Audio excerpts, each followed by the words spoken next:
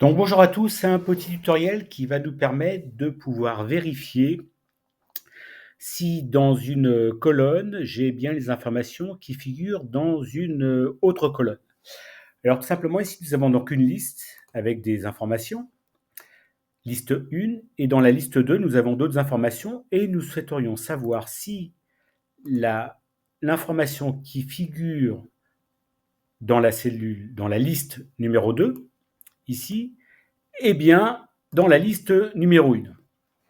Donc, au lieu de prendre les éléments un par un ou de combiner les cellules, vous allez voir avec la fonction recherche X qui est disponible depuis Office 2021 ou Office 365, comment on peut le réaliser. Et pour ceux qui ont une version antérieure, nous allons voir avec la fonction recherche V qu'il est possible de réaliser la même chose. Alors, la fonction recherche X est très simple, égale recherche X. Le premier paramètre nous demande quelle est la valeur que nous souhaitons rechercher. Nous souhaitons rechercher la valeur ici AZERTY 03 dans la liste 2. On veut savoir est-ce que cette valeur-là, où on va effectivement la chercher. Donc nous allons la chercher dans la liste 1 ici.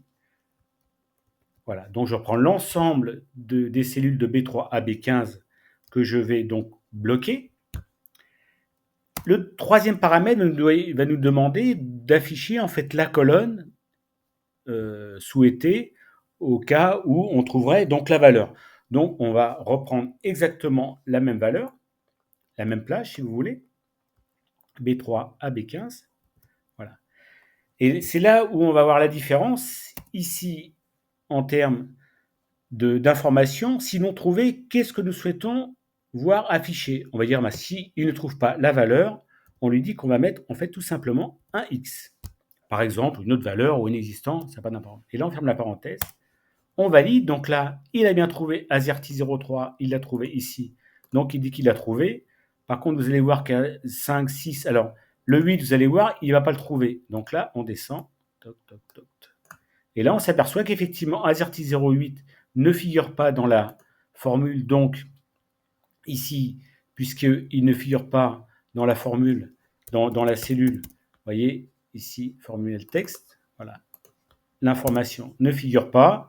Donc, dès l'instant où elle ne figure pas, il a affiché un X tout simplement. Donc, voilà pour la formule que je vous mets ici, recherche X. Voilà.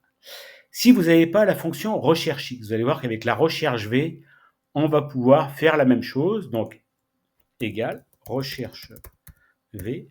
On recherche cette valeur, point virgule. Dans quel tableau? Alors, le tableau, c'est la colonne ici. Je récupère, que je bloque, FNF4. La recherche V va nous demander un troisième paramètre de nous afficher quel est le numéro de colonne du tableau.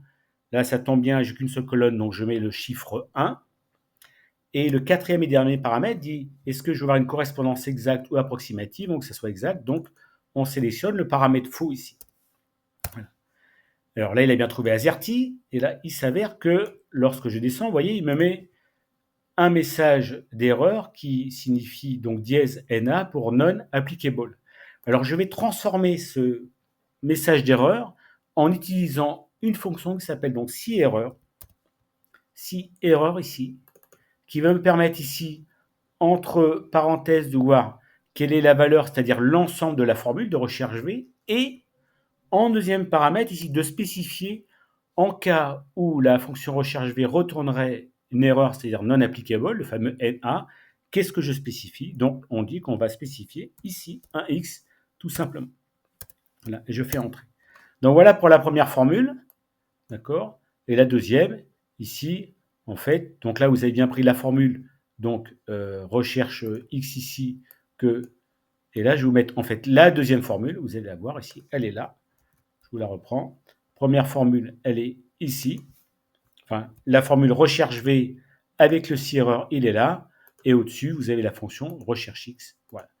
Voilà, c'est tout pour aujourd'hui. Ah si, dernière chose, si vous voulez avoir les compteurs, c'est pas. Donc là, j'ai remis effectivement le si-erreur. On va faire un copier-glisser. Et effectivement, voilà, j'oubliais le si-erreur. J'avais oublié de faire le copier-glisser. Voilà, et donc là, j'ai effectivement rigoureusement la même chose. Si je veux avoir un compteur, c'est très simple. On va prendre la formule nb.si.ens.